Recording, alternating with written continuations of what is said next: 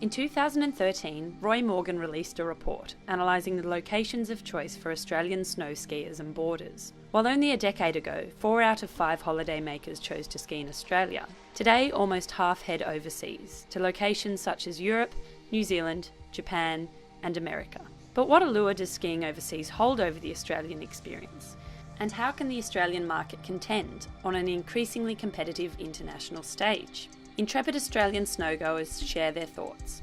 I started skiing when I was 5 and I'm 54. 35 years. I started skiing in 1974. That makes us, 41 years I think. I think we started when I was 10, so 13 years. 40 years. Yep, same. We've done Whistler, Fernie, Red Mountain, in Canada, and then in US we've done Canyons, Deer Valley. and then in Colorado we've done Vail and Telluride. I skied in Japan and America, in Aspen, in Utah. Overseas, I've been to the US and Japan. Well, the countries we've skied in are France, Italy and the United States. Without a doubt, overseas skiing exceeds Australia by a country mile. The runs are longer, the snow quality is better, the terrain is steeper, it's more varied. We have cow pastures in comparison to the mountains they have in Colorado, for example. American resorts are probably the best I've ever seen of all the resorts in the world I've been to. Just in terms of the comfort levels, the quality of the food you get in the restaurants on snow is fantastic. The service you get from American staff is brilliant. I prefer skiing overseas, mainly because of the consistency and quality of snow.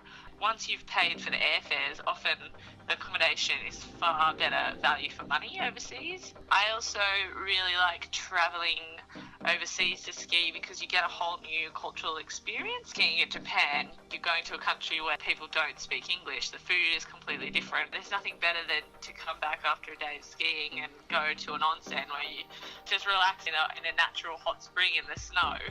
We don't have anything like that in Australia. Australian skiing is completely different, and you can't really compare it because we don't have the height, we don't have the coldness, we don't have the snow conditions.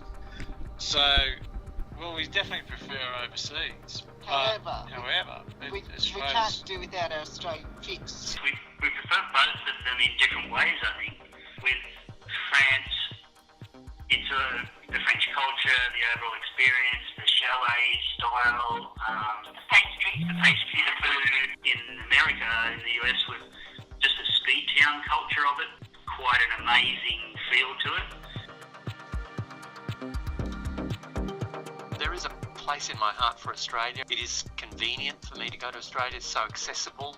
And there's something about the Australian environment which is in itself unique, very different to America or Europe or Japan, and I think is really nice. It's just lovely to be skiing through Australian snow gums, even if it's relatively flat. Some of our best experiences in Australia skiing are actually skiing some of the runs like Dead Horse Gap that are out of the resort and take you skiing through the natives and the tree runs.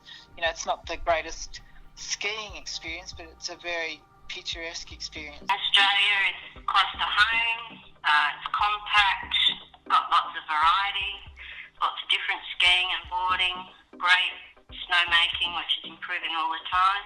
The club lodges which are unique to Australia, that's what we've found anyway. There's nothing really like that in France or in America. In Australia, the food in the cafes available is very limited and it's very expensive. Perisher, as I said, lacks that focal point. It needs to develop a character which it doesn't have at the moment, although they do try at individual venues to have nighttime entertainment.